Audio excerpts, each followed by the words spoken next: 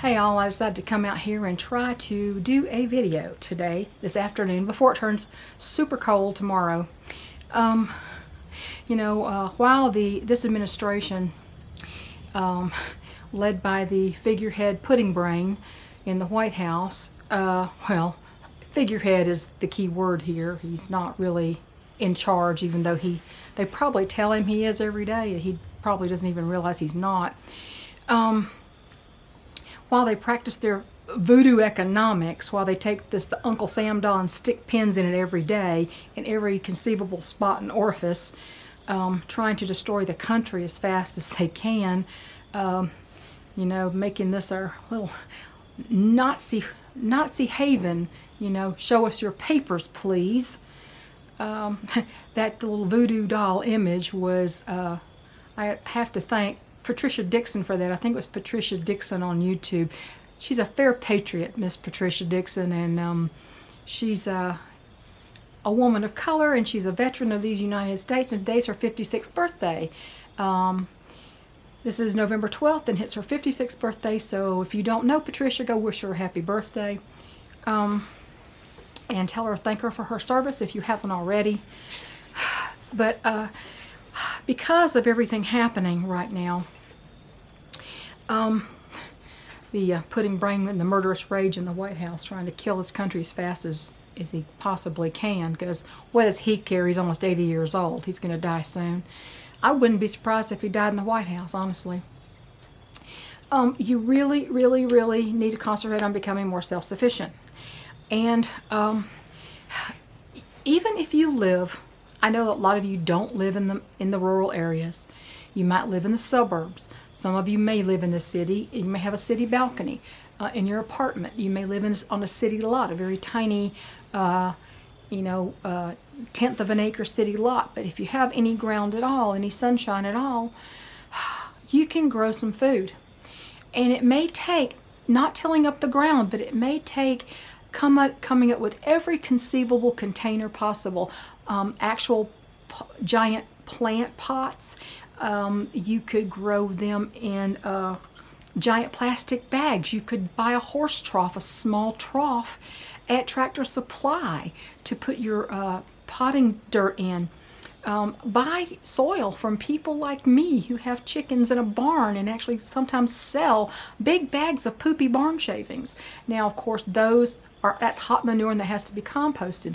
But by hook or crook, you need to start growing some of your own food, because you may think you're a prepper and you're storing things, but if it's things that you buy and not grow, if that's all you do is buy things instead of grow things and preserve them, you have a problem. You have a weakness there. There's a weak link there. You need to really, really, really seriously think of every way you can to get a place to grow your own food. Any amount of food that you grow is something that you don't have to buy, and it's money that you can put towards something else. And Lord knows we all need money to put towards something else. I mean, this broken leg.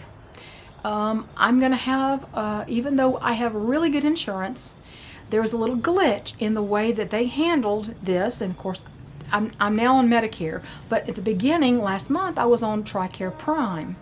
And they have all kinds of little nitpicky rules and things, and the referral to the ortho on call from the ER was not good enough. I was supposed to call my primary care physician, who actually I had not seen yet. I'd already changed. I had not seen. She didn't know who I was. I was supposed to call her between Saturday, when this happened, and Tuesday to get a referral to go to somebody to see my broken leg. And I didn't. So therefore, I'm kind of stuck with that hospital visit. I'm stuck with 2 or 3 hospital visits. Thankfully, it's not overly, it's not too much. And according to TRICARE, I'm not going to have to pay the giant hospital bill. I was afraid that this was going to wipe out my savings account. But according to TRICARE, a supervisor at TRICARE, because I was admitted into the hospital on the last doctor visit, the next to the last doctor visit, before I had my staples out, when he checked the second doctor visit when he checked my leg and he put me in because he said, we've got to do surgery on this. It can't heal like it is. We have to put, the plate and the screws and all that in there. And I was in there for 3 days, that anything I do while in the hospital is covered, and I only owe for my entire 3 days in the hospital $158. So my total bills for last month are going to be like $450. So I do have excellent insurance, and now of course I have Medicare, backed up by TRICARE for Life, which has no deductibles or anything like that. But see, that's another bill. So because I don't have to buy all my food necessarily, and I saved enough money, I can pay the bill. But, you've got to grow your own food. I know people say you're beating a dead horse, I can't do it. Yes, you can. Unless you live in an apartment with no windows. My son lives in an apartment right now. He's trying to buy a house. This has been a nightmare. Truly, it's been a nightmare. He may end up not even being able to get this house in the end because the investor was trying to pull something over on the county and didn't get any permits, and it's been a nightmare. But in the end, before that, he was in an apartment, a one-bedroom apartment, and he had a hydroponic system. He's growing habanero peppers and some other things in a little bitty hydroponic system. So even he's making an effort living in an apartment with nowhere to grow anything outside. So you've got to do that. Now, the next thing you've got to do besides gardens is I think you need to have some sort of livestock. And I realize not everybody you may live in some covenanted neighborhood. You have my sympathy because I would never do that anymore. It's nothing but a bunch of busybodies. But you may live in a subdivision where you're not allowed to have chickens. But I can tell you one thing, there are 2 kinds of stealth livestock that I think just about anybody can have, and you could even have it pretty much in your house on your back porch, and nobody could really say anything as far as I'm concerned. You could have these in a shed out back and nobody would know they're there. The first one is quail. Quail don't need to ever go outside. They can live in a cage their entire lives. Quail are very small, obviously. There's a lot of kinds of quail. They're very small. I think they lay in about 8 weeks. They actually, it takes about 16 weeks or so to hatch, 16 to 18 weeks for them to hatch if you get hatching eggs. They lay in, if I remember right, about 8 weeks. If you want to eat your quail, they can be butchered in about 9 weeks. Quail butchering is some of the easiest butchering ever, the least amount of mess. And their meat is denser than chicken meat, I understand. I think I've had quail. I can't quite remember when that was. But quail is a poultry that you can raise without anybody knowing you're raising it.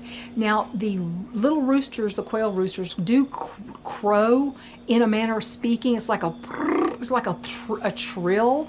It doesn't carry very far, and I think for a while neighbors would probably not even realize what they were hearing if they heard anything at all. So quail is the first stealth livestock I think you could manage. The second is rabbits. I'm not a big rabbit fan, but let me tell you, their manure is just gold. Their little nuggets are gold. Rabbits are silent, as far as I know. I don't know of any, unless they scream when they're dying, like, I've heard them scream out here when coyotes and foxes got them. But rabbits are basically silent. They don't take up any room. They can be qualified as pets, not livestock. Of course, all my chickens are pets, and they provide eggs, and they provide fertilizer. But those are 2 types of stealth livestock that I think just about anybody can raise. You can even raise quail in one of these big aviary type cages in your house if you really wanted to. You could do that. So investigate those. If you don't think you can have chickens, think about quail. I honestly, for the longest time, I thought, why would anybody want to raise quail?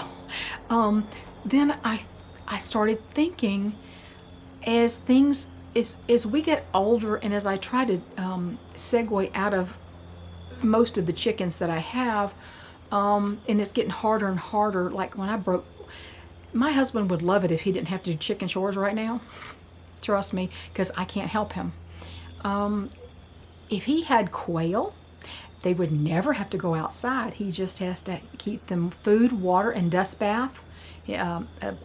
A bucket or a bowl, a shallow bowl full of sand and wood ash and diatomaceous earth for them to dust bathe in to kill pests, external pests, is probably all they need. And you horse the game pellets for them to eat, game bird crumble, and there you go.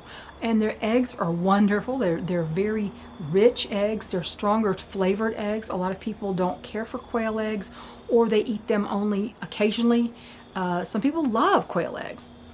Those little bitty eggs are awesome, and the eggs are just beautiful. They're just gorgeous eggs. It's like art to look in a carton of quail eggs. It's just beautiful.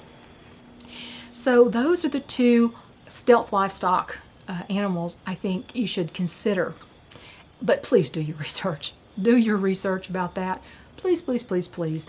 Never get an animal if you don't do your research and you have their housing in place before you get them. Please.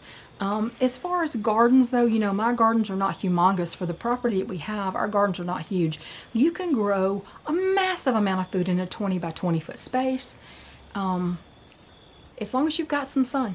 As long as you've got sun, you can do it.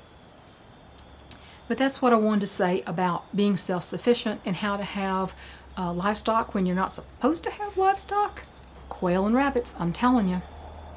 I may do that one day. I don't know if I'll ever have rabbits. I'm not a fan of rabbits and don't really care for rabbits. But quail, I may do that. I may do that at some time in the future. Right now, it's just too much to handle. It's just another thing to handle right now. We don't have a quail cage. You can raise those out on the ground, but we're talking stealth here. You don't want to do that if you're trying to fly under the radar. Okay. Last week I told you about my longtime friend, Lady Hawk. Lady Hawk was like a sister to me for 15 years.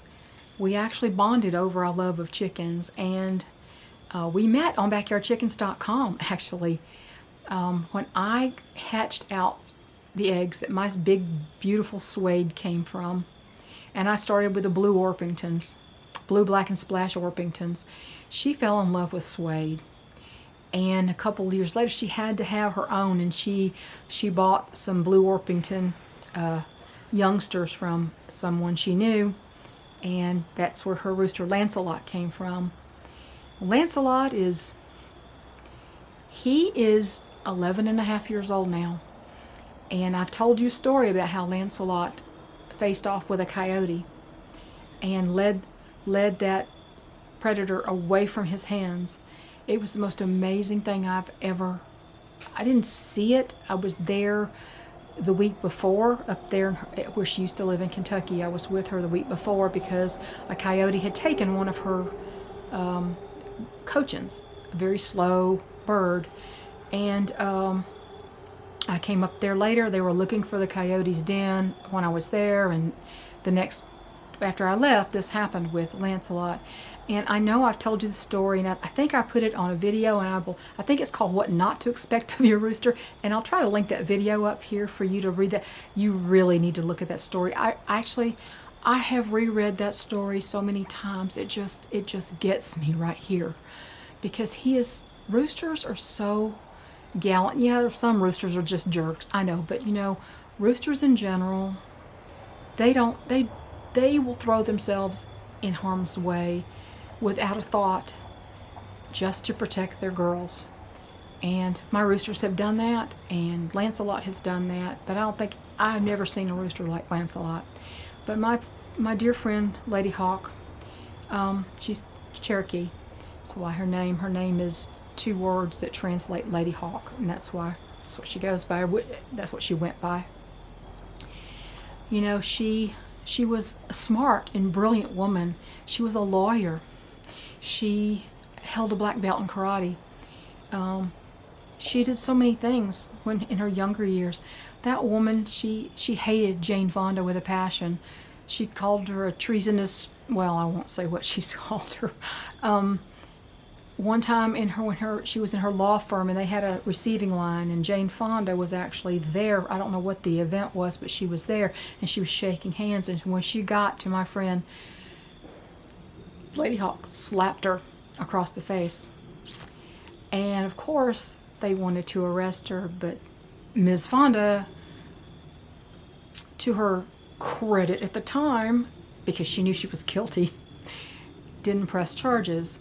This is a woman who was brave and uncompromising in her principles and staunchly conservative. And I watched her over time as her husband began to lose his grip, become less and less of a person. She became a shell of who she was. And I believe that if she had left, he would give her these long, hours-long lectures where she had to sit there and listen to him lecture her about what she did wrong, how everything was her fault. And he made her somebody that she wasn't.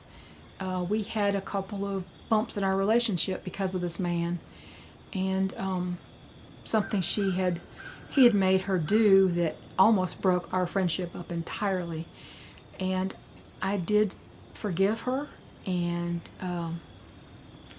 we mended fences because, I mean, I won't go into what that was, but I loved her dearly. And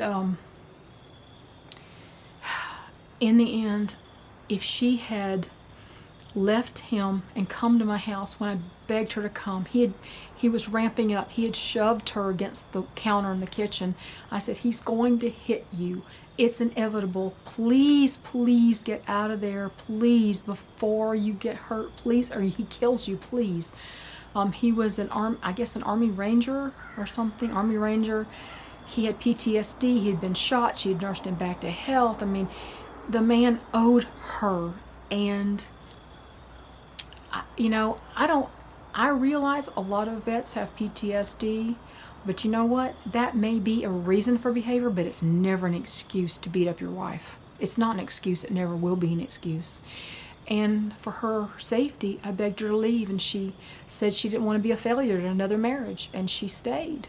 And it got worse until she was pushed down the stairs and had a broken pelvis, from which she never really recovered. She finally got the guts to leave, and she left and she went to her daughters in Wisconsin. She never really liked Wisconsin. It was brutal cold. It was not good for her health. She missed her animals, which of course by then she didn't have any animals. He'd made her get rid of everything she loved besides him, which I told her he would do, and he did. And I talked to her not that often anymore because, it was hard to talk to her, and she had a heart condition, and in the end, her heart, I talked to her the week before she died. She called me to tell me that an elderly neighbor that she used to have in Kentucky that I was very fond of and had given chickens to had passed away. And we talked a while, and I said, I just hope you can come down here one day, and we can sit her in the chicken pen and surrounded and covered with chickens, and you can feed my birds. And she loved to do that. She'd visited me several times, and she'd baked seed cakes for my birds. And I have these pictures of her in her pajamas outside, squatted on the ground, surrounded by my chickens, all getting goodies. And I said, you could just play with the little bantam cochins, and she loved bantam cochins. And she said, I would love nothing more. And that was the last time I spoke to her until her daughter called me and said, Mom's gone. And I couldn't even believe it. I was stunned. But that is a life lesson that no matter how much you cajole and you beg and you cry and you advise, and you pray, and you can't make someone do what you know is best for them. It was best for her to leave. It was best for her not to be in that situation, because ultimately it ended up in her death. Her heart at that time, from all the, she'd had the stress and the bones that didn't heal right, and her heart was beating at only 15 to 20% capacity by then. And I firmly feel that if she had left and come here, she would be alive today, not gone at 58 years old. But you can't make people do what you want. You can't make people do what's best for them. So, sorry.